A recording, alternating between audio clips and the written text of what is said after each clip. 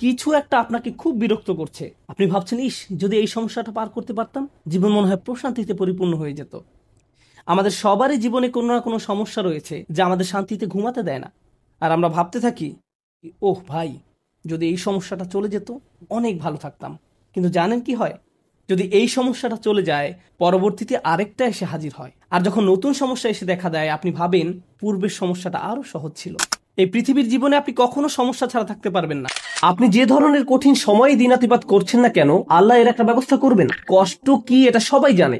হয়তো এটা অর্থনৈতিক কষ্ট, স্বাস্থ্যগত কষ্ট, মানসিক কষ্ট, আবেগ সংক্রান্ত কোনো কষ্ট, বা আপনার কষ্টের জিনিস হয়তো আপনার পাশেই বসে আছে, আমি জানি না।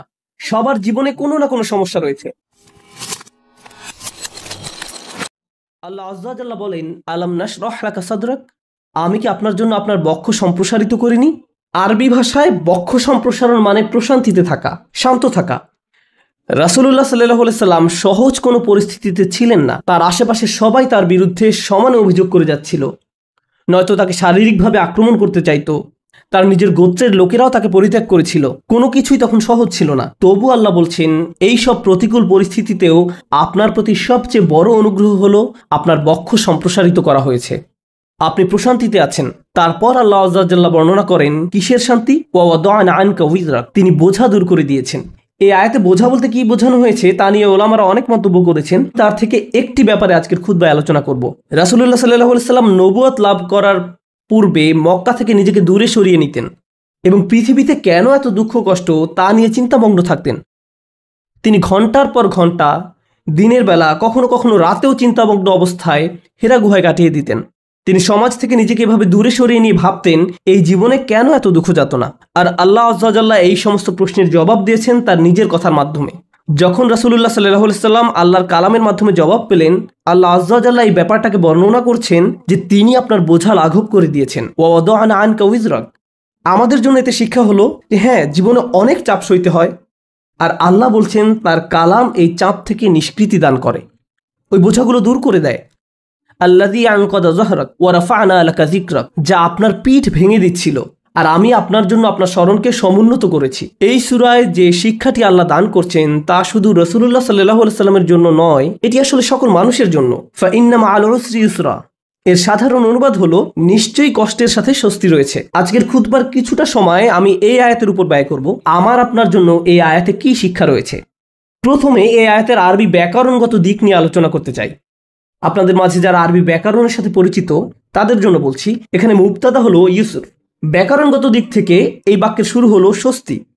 যখন আমরা বাংলায় অনুবাদ করি তখন বলি নিশ্চয়ই সকল কষ্টের সাথে স্বস্তি রয়েছে, কিন্তু ব্যাকরণগত দিক থেকে সবচেয়ে শুদ্ধ অনুবাদ হলো স্বস্তি রয়েছে কষ্টের সাথে। এই বাক্যের ফোকাস হলো স্বস্তির উপর, কষ্টের উপর নয়। এখানে ইউসুর বা স্বস্তি হলো মুবতাদা। ব্যাকরণগত দিক থেকে এটাই বাক্যের শুরু। এটা কেন গুরুত্বপূর্ণ? কারণ আল্লাহ আমাদের মনোযোগ স্বস্তির উপর রাখতে চাচ্ছেন, কষ্টের উপর নয়। সহজ সময় বা স্বস্তি হয়তো পরে এক সময় আসবে, কিন্তু আল্লাহ চান আমরা যেন আমাদের মনোযোগ সামনে যে স্বস্তিদায়ক সময় আসছে তার উপর রাখি, এখন যে কষ্টে আছি তার উপর নয়। আপনি যে ধরনের কঠিন সময়ে দিনাতিপাত করছেন না কেন, আল্লাহ এর একটা ব্যবস্থা করবেন এবং স্বস্তিদায়ক সময় সামনে অবশ্যই আসছে। দ্বিতীয় যে বিষয়টা এখানে মনোযোগের দাবি রাখে তা হলো ইউসুর হলো নাকেরা, মানে এটি আম ওয়া আম্মাল ওয়া আজম ওয়া আকাদ, অর্থাৎ কষ্ট কি এটা সবাই জানে। হয়তো এটা অর্থনৈতিক কষ্ট, স্বাস্থ্যগত কষ্ট, মানসিক কষ্ট, আবেগ সংক্রান্ত কোনো কষ্ট, বা আপনার কষ্টের জিনিস হয়তো আপনার পাশেই বসে আছে, আমি জানি না। সবার জীবনে কোনো না কোনো সমস্যা রয়েছে। এই কষ্টদায়ক বিষয়গুলো সম্পর্কে সবাই জানে, আর এগুলো খুবই সুনির্দিষ্ট। কিন্তু আল্লাহ বলছেন কষ্টের চেয়ে স্বস্তিটা অনেক বড়, অনেক বিস্তৃত। কষ্টের মতো স্বস্তির ব্যাপারটা অতটা জ্ঞাত নয়। অর্থাৎ কিছু স্বস্তি আসবে কিন্তু আপনি জানেন না কিভাবে সেটা চিনতে হয়। সবাই সমস্যা শনাক্ত করতে পারে, কিন্তু সবাই সমাধান দিতে পারে না। আল্লাহ যখন আপনাকে স্বস্তি দিবেন, আপনি হয়তো এটাকে স্বস্তি মনে নাও করতে পারেন। আল্লাহ আপনার জীবনে স্বস্তি নিয়ে আসবেন, কিন্তু আপনি হয়তো বুঝতেও পারবেন না যে আল্লাহ আপনার জীবনে স্বস্তি নিয়ে আসছেন। তিনি আপনার জীবনে এমন দিক থেকে স্বস্তি নিয়ে আসবেন যা সম্পর্কে আপনি জানতেন, আবার এমন দিক থেকেও নিয়ে আসবেন যা সম্পর্কে আপনি ভাবতেও পারেননি। অপ্রকাশ্য জগতের ব্যাপার। এই বাক্যাংশে ইন্না মা'আল উসরি অর্থাৎ কষ্টটি, এটি সুনির্দিষ্ট, জানা। পরের শব্দ ইউসরান হলো নাকেরা বা অনির্দিষ্ট, অর্থাৎ স্বস্তির ব্যাপারটা অজানা। কারণ অনেক সময় মানুষ কেবল সে বিষয়ের উপর ফোকাস রাখে যা দেখা যায়, তারা যা দেখতে পায় না তার প্রতি কোনো মনোযোগ দিতে পারে না। এখন আল্লাহ আমাদেরকে বলছেন অদৃশ্য স্বস্তি বা আরাম তোমাদের জন্য আসছে সব সময়। এই অদৃশ্য স্বস্তি সব সময় বর্তমান। আরবি ইন্না শব্দের অর্থ নিশ্চয়ই। আরবি ভাষাবিদরা ইন্নাকে বর্ণনা করছেন হারফুন লিজালাত ইসাক, অর্থাৎ ইন্না বাক্যে ব্যবহৃত হয় সন্দেহ দূর করতে। একটা সহজ উদাহরণ দিচ্ছি। আপনি যদি কোনো সমস্যায় পড়েন, ধরুন সমস্যাটা দেখা দিয়েছে চাকরির কাজে বা পরিবারে। এখন কেউ এসে বলল, আরে ভাই এটা কোনো সমস্যাই না। আপনি বললেন এটা একটা বিশাল সমস্যা, অর্থাৎ সমস্যাটা সম্পর্কে আপনার মনে কোনো সন্দেহ নেই, কিন্তু সমাধান নিয়ে সন্দেহ আছে। সমস্যাটা কি, কোন দিন শেষ হবে, এই বিষয়ে আপনার সন্দেহ রয়েছে। সহজ সময় কোন দিন আসবে, কোনো সমাধান আসলেই কি আসবে, এই বিষয়ে আপনি সন্দিহান। সুতরাং সমস্যার ব্যাপারে মানুষ পুরোপুরি নিশ্চিত থাকে, কিন্তু সমাধান আসবে কিনা এই ব্যাপারে তারা সন্দেহপ্রবণ। সহজেই আমরা আশাহীন হয়ে পড়ি। আমরা চিন্তা করতে থাকি, ভাই এটা সব সময় এমন খারাপই থাকবে, কোনো দিন এই পরিস্থিতি উন্নতি হবে না। আমরা এভাবে নিজেদেরকে বলি।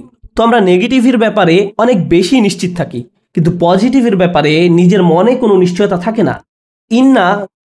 ইন্না যে শব্দটি সন্দেহ দূর করে তা ব্যবহার করে আমাদের জানাচ্ছেন কোনো সন্দেহ নেই, স্বস্তি রয়েছে কষ্টের সাথে। স্বস্তির সাথে ব্যবহার করলেন, তিনি স্বস্তির উপর জোর দিলেন।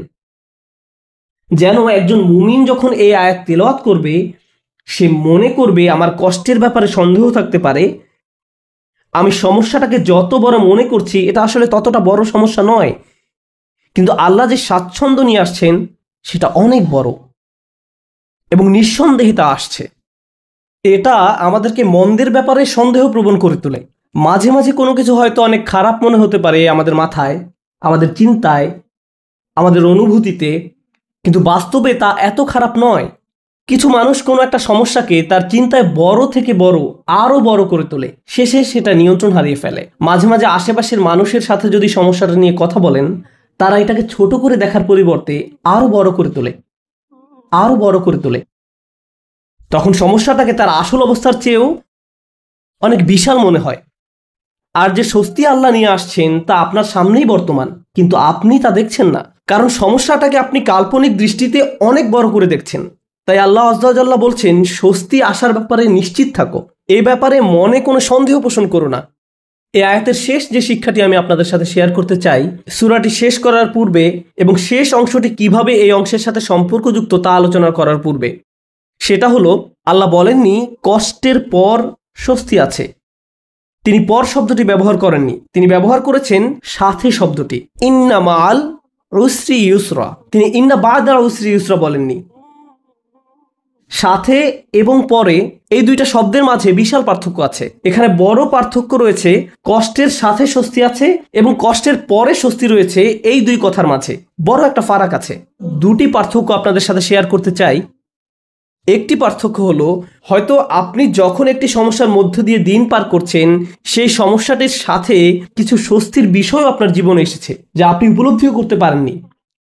বর্তমান সমস্যাটি যতটা কঠিন মনে হোক না কেন, বিকল্প হয়তো আরো অনেক বেশি কঠিন হতো। হয়তো একটি দরজা বন্ধ হওয়ার কারণে আরো 5টি দরজা খুলে গিয়েছে। আপনি হয়তো ব্যাপারটি দেখতে পাননি, কিন্তু আল্লাহ আযজা ওয়া জাল্লার ডিজাইনে একটি সমস্যা হয়তো 20টি সমাধানের পথ উন্মুক্ত করে দেয়, আরো অগণিত সমাধানের পথ খুলে দেয়। এজন্য ওই স্বস্তিদায়ক বিষয়গুলো আসার জন্য এই সমস্যাটি ঘটার দরকার ছিল। এটি আল্লাহর বিজ্ঞ ডিজাইনের অংশ। আমরা হয়তো তা শনাক্ত করতে পারি না।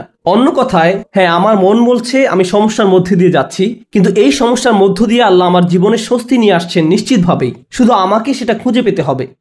সমস্যা আমি দেখতে পাচ্ছি, কিন্তু সমাধান কোথায় সেটা আমাকে খুঁজে বের করতে হবে। জীবনে আমরা যত ভয়ানক অভিজ্ঞতার মধ্য দিয়ে যাই, তখন আমরা এভাবে প্রশ্ন করি যে আমাকে কেন এই বিপদে ফেলা হলো, কেন আমার সাথে এমন হচ্ছে, আমি কি এমন অন্যায় করেছি, এর থেকে ভালো কি আসবে। আপনাদেরকে বলছি, ওই অভিজ্ঞতাগুলোর প্রত্যেকটাই কোনো না কোনো সহজতা, স্বস্তি বা ভালো সাথে করে নিয়ে আসে যা আমরা দেখতে পাই না। কিন্তু আল্লাহ বলছেন ওই স্বস্তি সাথেই আছে, তোমাকে এর জন্য অপেক্ষা করতে হবে না।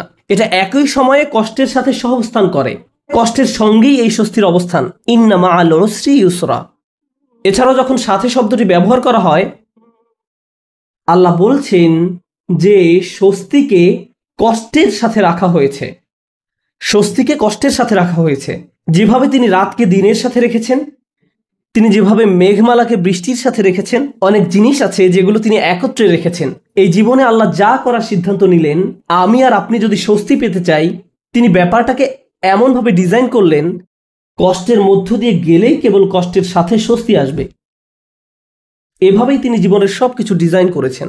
আপনাদের অনেকেই ছাত্র, আপনাকে প্রথমে পড়ালেখার কষ্টের মধ্য দিয়ে যেতে হবে, তারপর আপনি গ্র্যাজুয়েট হওয়ার স্বস্তি লাভ করবেন, পরবর্তী ক্লাসে উত্তীর্ণ হওয়ার স্বস্তি লাভ করবেন। আপনার চাকরির জায়গায় কঠিন পরিশ্রম করতে হবে বোনাসের স্বস্তি লাভ করার পূর্বে, প্রমোশন লাভ করার পূর্বে। কষ্ট ছাড়া এসব ঘটে না। আপনাকে আগে খাদ্যাভ্যাস ঠিক করতে হবে, স্বাস্থ্যকর খাবার খেতে হবে ভালো স্বাস্থ্য লাভ করার পূর্বে। কোনো রোগীকে হয়তো আগে অপারেশনের কষ্টের মধ্যে দিয়ে যেতে হবে সুস্থ হওয়ার আনন্দ উপভোগ করার পূর্বে। এভাবেই আল্লাহ জীবনকে তৈরি করেছেন। আপনাকে কষ্টকর অভিজ্ঞতার ভেতর দিয়ে যেতে হবে যদি স্বস্তি লাভ করতে চান। এটাই আল্লাহ ডিজাইন। ব্যাপারটা এমনই। আপনি এ কথা শোনার পর হয়তো ভাবতে পারেন, আমি তো এখন কঠিন সময় আছি, তার মানে সামনে সহজ সময় আসছে, আর এজন্য আমি এখন বিশ্রাম করব আর সহজ সময় আসার অপেক্ষা করব। না, আল্লাহ আমাদেরকে গভীর একটি বিষয় সম্পর্কে জানাচ্ছেন। আপনাকে কঠিন সময়ে কঠোর পরিশ্রম করে যেতে হবে। বসে বসে এমনটি ভাবলে হবে না যে আল্লাহ তো সহজের প্রতিশ্রুতি দিয়েছেন, তাই আমি তার অপেক্ষায় থাকবো আর বসে বসে কাঁদবো। No. এই জন্য তিনি পরের আয়াতে আমাদের রাসূল সাল্লাল্লাহু আলাইহি সাল্লামকে বলছেন, ফাইদা ফারাগাতা ফানসব। শক্তিশালী একটা বাক্য। অতএব যখন আপনি অবসর পান, পরিশ্রম করুন। স্বস্তি এবং কষ্টের সাথে এর সম্পর্ক কি? স্বস্তি এবং কষ্টের সাথে এর সম্পর্ক কি? আল্লাহ চান না আমি আর আপনি যেন অলস হয়ে বসে থাকি। যখন আমরা কোনো কঠিন সময় থাকি, তখন আল্লাহ চান আমরা যেন প্রচুর পরিশ্রম করি। অন্য মানুষদের দেখবেন যখন তারা কোনো কঠিন সময় পতিত হয়, সবকিছু ছেড়ে দিয়ে একেবারে হতাশ হয়ে বসে থাকে। তারা নিরাশ হয়ে পড়ে, উদ্বিগ্ন হয়ে পড়ে, সবকিছু বাদ দিতে শুরু করে। কিন্তু বিশ্বাসীদের বেলায় যখন তুমি কঠিন কোনো পরিস্থিতিতে পড়ো, তখন তুমি অবসর পেলেই নিজেকে কঠোর পরিশ্রমে নিয়োজিত করো, নিজেকে কাজে লাগাও, উৎপাদনক্ষম বানাও। উলামারা এই আয়াত নিয়ে প্রচুর মন্তব্য করেছেন। যখন দাওয়ার কাজ থেকে অবসর পান, তখন নিজেকে ইবাদতের কঠোর পরিশ্রমে নিয়োজিত করুন। ইবাদত থেকে অবসর পাওয়ার পর দাওয়ার কাজে আত্মনিয়োগ করুন। রাসূলুল্লাহ সাল্লাল্লাহু আলাইহি সাল্লামকে বলা হচ্ছে, এক কাজ থেকে অবসর পাওয়ার পরে অন্য কাজে নিজেকে ব্যস্ত রাখুন। আমার আর আপনার জন্য প্রশ্ন হলো, কত সময় আমরা অপচয় করি এমনটা ভেবে যে জীবন কত দুর্বিষহ। অলস হয়ে বসে থাকি, কিছুই করি না, নিজের মনকে নেতিবাচক চিন্তায় ডুবিয়ে রাখি, সম্পূর্ণ অকার্যকর আর অকর্মণ্য হয়ে বসে থাকি। অথচ আল্লাহ বলছেন, তোমার হাতে অনেক বেশি অবসর সময় আছে আর তুমি এই সময়ে কোনো কাজেই লাগাচ্ছ না। যখন আপনি নিজেকে কোনো পরিশ্রমে নিয়োজিত না করেন, তার মানে আপনি কষ্টকে জেতার সুযোগ দিচ্ছেন। আয়াতটা শুরু হয়েছে ফা অক্ষর দিয়ে, ফা আস-সাবাবিয়া, অর্থাৎ অতএব। তুমি যেহেতু স্বস্তি কামনা করো, তাই তোমার নিজেকে পরিশ্রমে নিয়োজিত করতে হবে। এটা শেখার ফলে তোমার উচিত নিজেকে পরিশ্রমে নিয়োজিত করা। তাই আমার আর আপনার উচিত একটি অর্থপূর্ণ এবং প্রোডাক্টিভ জীবনযাপন করা। মাঝে মাঝে জীবনে অতিরিক্ত চাপের কারণে আমরা ভেঙে পড়ি। আমরা সহজেই একেবারে ভেঙে পড়ি, দুঃখ, হতাশায়, উদ্বেগ বা উৎকণ্ঠায়। এরকম হওয়া দোষের কিছু নয়, কিন্তু আমাদেরকে শিখতে হবে কিভাবে আল্লাহর কিতাবের মাধ্যমে এই কষ্টকর অভিজ্ঞতার সময় মানসিক শক্তি অর্জন করব।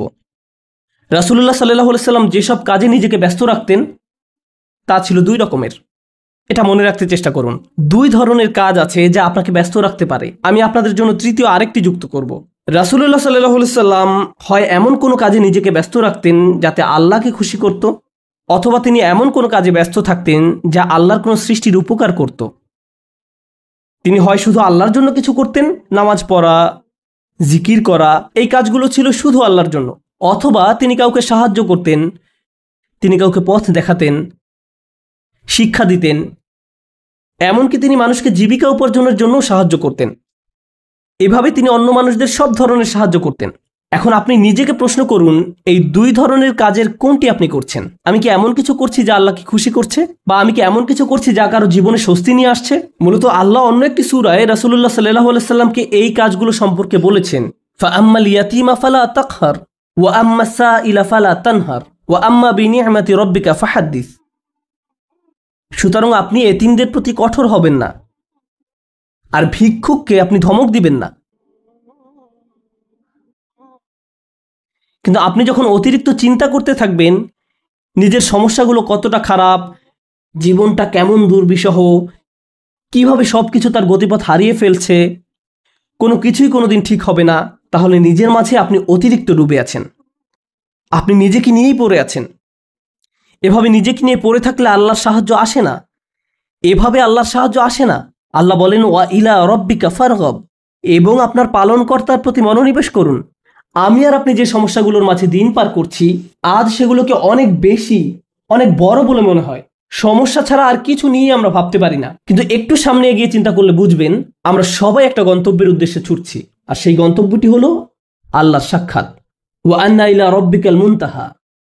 যদি এই ব্যাপারটা ভুলে যান যে আপনি একটি রেলগাড়ির ভিতরে আছেন, বুঝতে পারেন বা না পারেন আপনি আল্লাহর দিকে ছুটে চলছেন, আপনি কিন্তু নিশ্চলভাবে দাঁড়ানো অবস্থায় নেই। আপনার সমস্যাটি জীবন থামিয়ে দেয়নি, জীবন এখনো এগিয়ে চলছে। আমার আপনার আল্লাহর সাথে দেখা হবেই। আপনি যখন বুঝবেন আমি যাই করি না কেন এই ভ্রমণ থামানোর কোনো উপায় নেই, তখন আপনার পক্ষে নিজের গন্তব্যের প্রতি মনোনিবেশ করা অনেক সহজ হবে। এই মুহূর্তে আমি যে এলাকা অতিক্রম করছি, যে সমস্যাপূর্ণ এলাকা অতিক্রম করছি, একসময় এটা পার হয়ে যাবে, কারণ এটা আমার গন্তব্য নয়। আমার গন্তব্য হলো আল্লাহ আজ্জা ওয়া জাল্লা। এভাবে নিজের মাথায় একটা চিত্র তৈরি করুন। মনে করুন একটি পথ দিয়ে কোথাও যাচ্ছেন, আর পথিমধ্যে কোনো জায়গায় প্রচণ্ড দুর্গন্ধ নাকে এসে লাগলো। যদি চলতে থাকেন, গন্ধটা একসময় চলে যাবে, এটা সব সময় আপনার সাথে থাকবে না। চলতে থাকলে একসময় ভালো একটা জায়গায় এসে উপনীত হবেন। আপনাকে হয়তো ভয়ঙ্কর কোনো অঞ্চলও অতিক্রম করতে হতে পারে, আপনি চলতে থাকলে ওই অঞ্চলও পার হয়ে যাবেন। জীবনটা এমনই, আমাদেরকেও এভাবে জীবনের সমস্যাগুলো অতিক্রম করে যেতে হবে। আর আল্লাহ আজ্জা ওয়া জাল্লা বলছেন আপনার আমার জীবনের প্রতিটি ভ্রমণেরই একটি উদ্দেশ্য আছে। আমাদের নিজেদের শুধু একটি প্রশ্ন করতে হবে, আমরা কি পরিশ্রম করছি? দিন শেষে আমরা কি করছি? তৃতীয় যে ব্যাপারটি নিয়ে আজ কথা বলবো, আগে আমি বলেছিলাম মহানবী সাল্লাল্লাহু আলাইহি সাল্লাম হয় আল্লাহর সন্তুষ্টির জন্য কিছু করতেন, নতুবা তার সৃষ্টির উপকারার্থে কিছু করতেন। আর আমাদের বেলায় দিনের অধিকাংশ সময় আমরা আত্মসেবায় ব্যয় করি। অবশ্যই আমাদের বিভিন্ন জিনিসের প্রয়োজন রয়েছে, আমাদের খাবারের দরকার, পোশাক পরিচ্ছদ প্রয়োজন, চাকরি বাকরি করতে হবে, কিন্তু অবসর সময় আমি কি করি? আয়াতটি কিন্তু আপনার দিনের 24 ঘন্টা সময় নিয়ে কথা বলছে না, আয়াতটি আপনার ফ্রি সময় নিয়ে কথা বলছে। আচ্ছা ঠিক আছে, আপনার এক্ষেত্রে কিছুই করার নেই, আপনাকে ভোর 5টায় ঘুম থেকে উঠতে হয়, 6টার মধ্যে অফিসে পৌঁছতে হয়, এবং সন্ধ্যা 6টা পর্যন্ত অফিস করতে হয়, 7:30 পর্যন্ত ট্রাফিক জ্যামে আটকা থাকতে হয়। ঠিক আছে, কোনো সমস্যা নেই, আপনার কোনো অবসর নেই। কিন্তু যখন অবসর পান তখন কি করে সময় পার করেন? যখন ফ্রি থাকেন সে সময় কি করেন? আল্লাহ আপনার জীবনে সহজ সময় আনবেন কিনা তা নির্ভর করে আপনার অবসর সময় আপনি কি করেন তার উপরে। অবসর সময়ের কর্মকাণ্ড তা নির্ধারণ করবে। আপনি নিজের প্রতি সৎ থেকে আমাদেরকে প্রশ্ন করতে হবে, অবসর পেলে আমরা কি করি? আর আমাদের ছেলে মেয়েদের কিভাবে অবসর কাটাতে শেখাই? যখনই তারা একটু ফ্রি সময় পায় ভিডিও গেম খেলা শুরু করে, যখনই তারা একটু ফ্রি সময় পায় টিভি ছেড়ে দেয়। আমরা উপকারী কিছু করছি না, আমরা প্রোডাক্টিভ কিছু করছি না। একটু সময় পেলে আমরা স্বার্থপর বিনোদনে ব্যস্ত হয়ে পড়ি, স্বার্থপর ভোগবিলাসে যুক্ত হয়ে পড়ি। মাথার মধ্যে শুধু এই চিন্তাগুলো ঘুরপাক খেতে থাকে, দুপুরে কি খাবো, রাতে কি খাবো, কোন সিনেমাটা দেখবো, কিছু দেখতে চাও, কিছু খেলতে চাও। দিন রাত সারাক্ষণ শুধু বিনোদন, ভোগবিলাস আর অর্থহীন রঙ্গরসে ডুবে থাকা। আমাদের জীবন এমনই হয়ে গিয়েছে। কিভাবে এটা ফানসাব? এটা ফানসাব নয়, আল্লাহর এই নির্দেশে ফাইজা ফারাগতা ফানসাব। কোনো ব্যক্তি যদি এভাবে আমোদ প্রমোদের মাঝে নিজেকে হারিয়ে ফেলে তখন কি হবে জানেন? এগুলো তার জীবনকে আরো কঠিন করে তুলবে। আমি বলছি না আপনি কোনো কিছু খেলতে পারবেন না বা কোনো ধরনের বিনোদন করতে পারবেন না। আমি জানি এটা গ্রীষ্মের সময়, স্কুল ছুটির কারণে বাচ্চারা এখন খেলাধুলা করতে চায়, এটা ঠিক আছে, কিন্তু তাদেরকে একই সাথে শেখাতে হবে কিভাবে সময়ের উত্তম ব্যবহার করতে হয়। তারা এটা শিখতে পারবে না যদি তারা আপনার কাছ থেকে না শেখে। আমরা যদি অবসর সময় পেলেই অপচয় করা শুরু করি, অর্থহীন কাজে নষ্ট করে ফেলি, উপকারী কোনো কাজে সময় ব্যয় না করি, তাহলে তারাও এই অভ্যাস আমাদের কাছ থেকে আয়ত্ত করবে। আমরা দৃষ্টান্ত রেখে যাচ্ছি, আমরা আমাদের আচার আচরণকে তাদের জন্য অনুকরণীয় হিসেবে উপস্থাপন করছি। আমরা এই আয়াত অনুযায়ী জীবনযাপন করলে তারা প্রশ্ন করবে, কেন তুমি সারাক্ষণ ব্যস্ত থাকো? কেন আমরা সব সময় কাউকে না কাউকে সাহায্য করি? আমরা এতবার মসজিদে কেন যাই? আমরা সারাক্ষণ এটা ওটা শিখছি কেন? আমাদের অবসর কোথায়? ফাইদা ফারাগতা ফানসাব, অর্থাৎ অতএব যখন অবসর পান পরিশ্রম করুন। فإن مع العسر يسرا إن مع العسر يسرا فإذا فرغت فانصب وإلى ربك فارغب। নিশ্চয়ই কষ্টের সাথে স্বস্তি রয়েছে। এই নির্দেশগুলো আল্লাহ আমাদের মহানবী সাল্লাল্লাহু আলাইহি সাল্লামকে প্রদান করেছিলেন। এই বিষয়গুলোর উপর ফোকাস করতে তাকে নির্দেশ দেওয়া হয়েছিল সাল্লাল্লাহু আলাইহি সাল্লাম। আমরা যদি আমাদের জীবনকে উন্নত করতে চাই, আমাদেরকেও এই শিক্ষাগুলো নিজেদের জীবনে বাস্তবায়ন করতে হবে। আমাদের সবারই জীবনে কোনো না কোনো সমস্যা রয়েছে। একটি সমস্যার সবচেয়ে বড় কঠিন দিক কোনটি? সমস্যার বাহ্যিক দিক মোকাবেলা করা সবচেয়ে কঠিন নয়, সবচেয়ে কষ্টকর ব্যাপারটি ঘটে আমাদের হৃদয়ে। সবচেয়ে দুরূহ ব্যাপার হলো সমস্যার সময় আমার অনুভূতি নিয়ন্ত্রণ করা।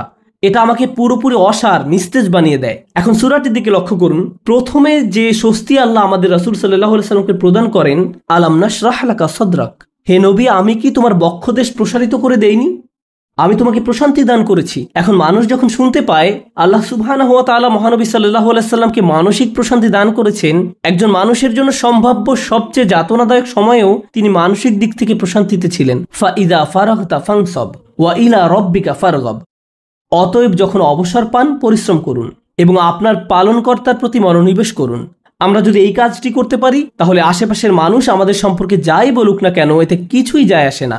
বাহ্যিক দিক থেকে আমরা যে সংকটেই থাকি না কেন তাতেও কিছু যায় আসে না। আমরা মানসিক দিক থেকে দারুণ প্রশান্তিতে থাকব। অন্য সবাই তো কাঁদবে, নার্ভাস হয়ে থাকবে, কিন্তু আপনি নিজেকে প্রশান্ত পাবেন, কারণ আপনি এই মহাসত্য অনুযায়ী পথ চলেছেন। আমি দোয়া করি আল্লাহ আজ্জা ওয়া জাল্লা যেন আমাদের সবার অন্তরে প্রশান্তি দান করেন। আল্লাহ আজ্জা ওয়া জাল্লা আমাদেরকে ওই সমস্ত মানুষদের অন্তর্ভুক্ত করুন আল্লাহর করুণায় যাদের হৃদয় উন্মুক্ত হয়ে পড়েছে এবং বক্ষ প্রসারিত হয়েছে। আমি দোয়া করি আল্লাহ আমাদের দৃঢ় মনোবলওয়ালা মানুষদের অন্তর্ভুক্ত করুন যেন আমরা আমাদের সময়ের সর্বোত্তম ব্যবহার করতে পারি এবং এর ফলে আল্লাহ আজ্জা ওয়া জাল্লা আমাদের জীবনের কষ্টের চেয়েও বহুগুণ বড় স্বস্তি নিয়ে আসেন।